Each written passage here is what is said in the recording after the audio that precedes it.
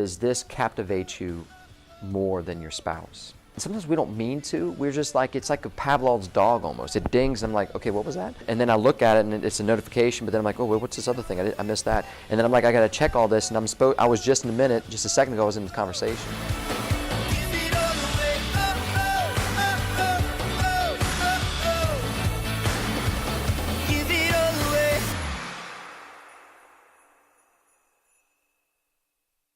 You know, it's amazing what we can do with these phones these days.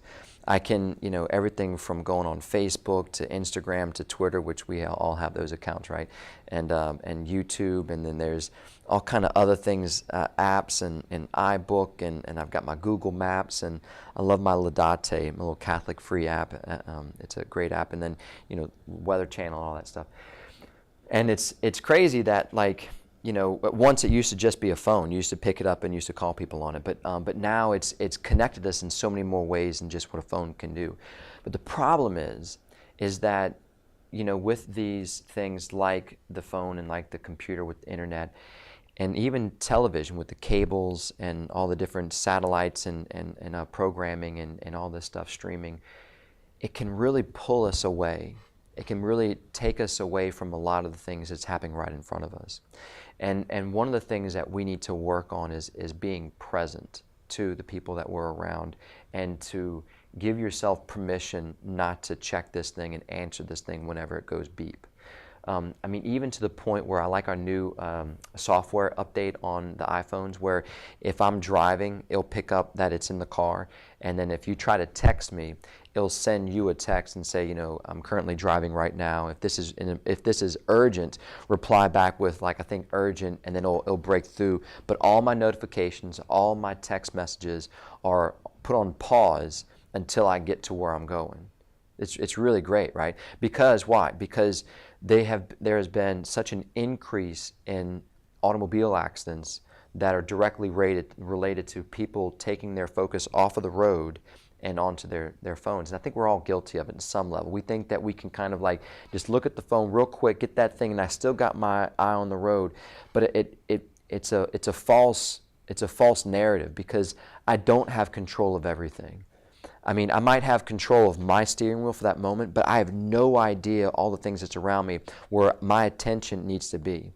And so so Apple comes out with a nice software update, and also too, like insurance companies are actually, because of this increase of accidents, then premiums are going up, right? So the cost of this is, we're seeing it in how much we're paying in our automobile insurance, in our auto insurance.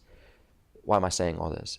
Even one more thing. Before, just last week, I was driving the road listening to some sports talk radio, and this guy that was speaking about it said, you know, talking to people who go to the games, and he's basically telling the people in the stands to put your phones down, like to cheer for your team, like, you know, to be that loud voice when the defense is on, to bring that intensity and bring that fire. But you have so many people that are just like caught in the moment of in their social media, that they're like missing what's going on in the game right in front of them.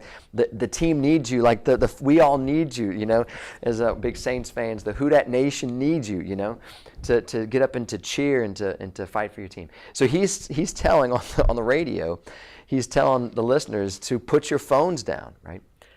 But I think there's something also is being hurt, and that's our relationships, and our relationships with our spouses, relationship with our friends, relationship with our children, where we have been so captivated. A friend of mine, Dave Dawson Jr., he said, you know, does this captivate you more than your spouse? And we really, and sometimes we don't mean to. We're just like, it's like a Pavlov's dog almost. It dings. I'm like, okay, what was that? And then I look at it and it's a notification. But then I'm like, oh, wait, what's this other thing? I missed that. And then I'm like, I got to check all this. And I was just in a minute, just a second ago, I was in this conversation. Or you see people at dinner at a restaurant and they're all on their phones, or even at home. My point in saying all this is that we see the damage that it's doing in the auto industry and with regard to people's lives. And I think that we haven't yet seen the damage it's causing yet in our families, of being able to set boundaries, to be able to have the permission to say, you know what, it doesn't matter who's trying to reach me, that I need to put this down and I need to be present to the people that are closest to me and to give them that attention and to let relationships grow in ways that maybe we don't understand and have control over.